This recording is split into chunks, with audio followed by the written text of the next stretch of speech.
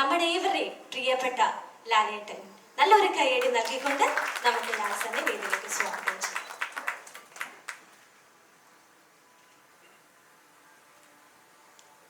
എല്ലാവർക്കും നമസ്കാരം. വളരെയധികം സന്തോഷം തോന്നുന്ന നിമിഷങ്ങൾ.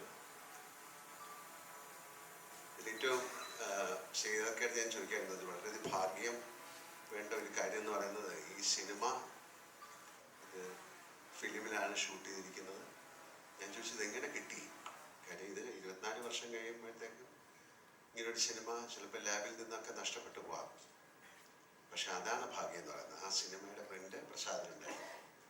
ഒരുപാട് സിനിമകളുടെ പ്രിന്റുകളില്ല, അതെല്ലാം നഷ്ടപ്പെട്ടു പോകും ഇതൊന്നും പ്രോപ്പറായിട്ട് പ്രിസർവ് ചെയ്തില്ലെങ്കിൽ.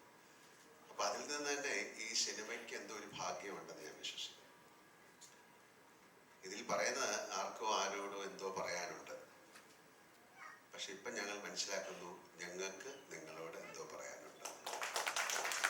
ഈ സിനിമ അത്രയും എനിക്ക് ഏറ്റവും ഇഷ്ടപ്പെട്ട ഒരു സിനിമകളിലൊന്നാണ്. ആസ് ആൻ ആക്ടർ ഇപ്പോഴും ഞാൻ ഇടയ്ക്കിരുന്ന് ഇതിൻ്റെ സിനിമകളിലെ പാട്ടുകൾ കാണാറുണ്ട്.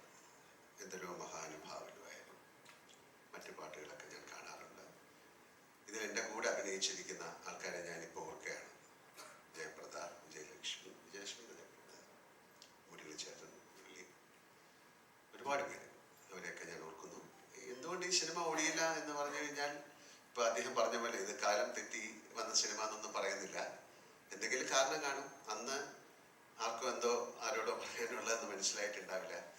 തീർച്ചയായിട്ടും ഞാൻ ശിവയോട് ചോദിക്കായിരുന്നു, നമുക്ക് ഒരു സിനിമ ഒരു പക്ഷേ മറ്റ് സിനിമകളുടെ കൂടെ ഇറങ്ങിയത് കൊണ്ടായിരിക്കാം, അല്ലെങ്കിൽ ആ സിനിമയുടെ ഒരു പേസ് ആൾക്കാരിലേക്ക് എത്താൻ സാധിക്കാത്തത് കൊണ്ടായിരിക്കാം. പക്ഷെ അന്ന് ഈ സിനിമ കണ്ടപ്പോൾ എല്ലാം അത്ഭുതമായിരുന്നു. അതിൻ്റെ സൗണ്ട് ആയാലും മ്യൂസിക് ആയാലും ക്യാമറ ആയാലും എല്ലാം. പിന്നെ എന്തുകൊണ്ട് ഓടിയില്ല? എത്രയോ വലിയ സിനിമകൾ, നല്ല സിനിമകൾ ഓടാതിരുന്നിട്ടുണ്ട്. അത് എന്തുകൊണ്ടെന്ന് ചിന്തിക്കാൻ പോയാൽ അതിനൊരു കറക്റ്റായിട്ടുള്ള പ്രോപ്പർ ആൻസർ ഒരുപാട് കാരണങ്ങളുണ്ടാവും. പക്ഷേ സിബി അതിനെ വീണ്ടും റീഎഡിറ്റ് ചെയ്യണമെന്ന് പറഞ്ഞിട്ട് അദ്ദേഹത്തിന് ഇപ്പോൾ ഈ സിനിമ എങ്ങനെ കാണിക്കണം, ഞങ്ങൾക്ക് നിങ്ങളോട് എന്തും പറയാനുണ്ട്, എന്തോ പറയാനുള്ളത് നിങ്ങളെ കാണിക്കാനായിട്ട് അത് അദ്ദേഹം മനോഹരമായി ചെയ്തിരിക്കുന്നു എന്നാണ് ഞാൻ മനസ്സിലാക്കുന്നത്. എൻ്റെ ജീവിതത്തിലെ, സിനിമാ ജീവിതത്തിലെ ഏറ്റവും നല്ല സിനിമകൾ തന്ന സംവിധായകനാണ് അദ്ദേഹം. എൻ്റെ ആദ്യത്തെ സിനിമകൾ മഞ്ഞിൽ വിരിഞ്ഞ പൂക്കൾ മുതലുള്ള ബന്ധമാണ്. എത്രയോ നല്ല സിനിമകൾ. ഇപ്പം എൻ്റെ ഇവിടെ പറഞ്ഞ സിനിമ, 2 സിനിമകൾ എന്ന് പറഞ്ഞാൽ സതയം, സിനിമ സതയമാണ്. പിന്നെ സിനിമയെ കുറിച്ച് പറഞ്ഞു ദശരഥം. അതൊക്കെ ആ സമയത്ത് എന്തുകൊണ്ട് ഓടിയില്ല എന്ന് പറഞ്ഞു കഴിഞ്ഞാൽ അതിൻ്റെ ഒരു കാരണമില്ല. പക്ഷെ അതൊക്കെ പിൽക്കാലത്ത് എന്താണ് യൂട്യൂബിലായാലും അല്ലെങ്കിൽ ടെലിവിഷനിലായാലും അല്ലെങ്കിൽ ചെറിയ ചെറിയതൊക്കെ ഇപ്പോഴും ആളുകളുടെ മനസ്സിലേക്ക് എത്തിക്കൊണ്ടിരിക്കുകയാണ്. അപ്പം അങ്ങനെ ഒരു സമയത്ത് ഇങ്ങനെ ഒരു തോട്ട് ഉണ്ടായ ആ ഒരു ചിന്ത ഇത് തോന്നിപ്പിച്ച ആ ദൈവത്തിന് ആദ്യം നന്ദി പറയണം.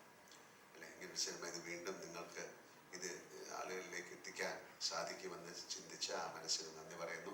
ഇതിൻ്റെ പുറകിൽ പ്രവർത്തിച്ച എല്ലാവർക്കും ഞാൻ നന്ദി പറയുന്നു.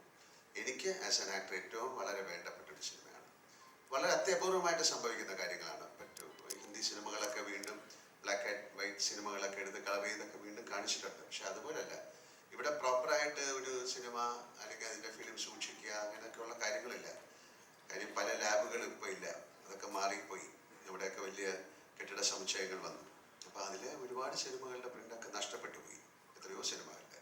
പക്ഷേ ഇത് അവിടെ ഇരുന്നത് വീണ്ടും ഈ സിനിമ കേരളത്തിലെ പ്രേക്ഷകർ അല്ലെങ്കിൽ ലോകത്തിലുള്ള മലയാളികൾ കാണണം, അല്ലെങ്കിൽ മറ്റു ഭാഷയിലുള്ള ആൾക്കാർ കാണണം എന്നുള്ള അതിൻ്റെ അകത്തുള്ളൊരു ആഗ്രഹം ഈ സിനിമയ്ക്കുണ്ടെന്ന് ഞാൻ വിശ്വസിക്കുന്നു. അപ്പോൾ സിയാദ്ക്കയുടെയും എൻ്റെയും അല്ലെങ്കിൽ സിബിയുടെയും ഇവിടെ ഇരിക്കുന്ന എല്ലാവരുടെയും, ഇതിൽ പ്രവർത്തിച്ച എല്ലാവരുടെയും ഒരു ആഗ്രഹവും സ്നേഹവും ആ സിനിമയിൽ ഉണ്ടായിരുന്നത് കൊണ്ടാണ് അത് വീണ്ടും നിങ്ങളുടെ മുന്നിലേക്ക് എത്തുന്നത്. ആ സിനിമയ്ക്ക് എല്ലാ ഭാവുകങ്ങളും ഞാൻ നേരുന്നു. ഞാനും അതിൻ്റെ ഒരു ഭാഗമാണ്. എന്നാലും എല്ലാവിധ ഭാവുകങ്ങളും ആ സിനിമയ്ക്ക് ഉണ്ടാകട്ടെ. നല്ല നല്ല സിനിമകൾ ഉണ്ടാകട്ടെ. അത്തരം സിനിമകൾ കാണാൻ നല്ല പ്രേക്ഷകരുണ്ടാകട്ടെ. ആ സിനിമകളിലൊക്കെ അഭിനയിക്കാൻ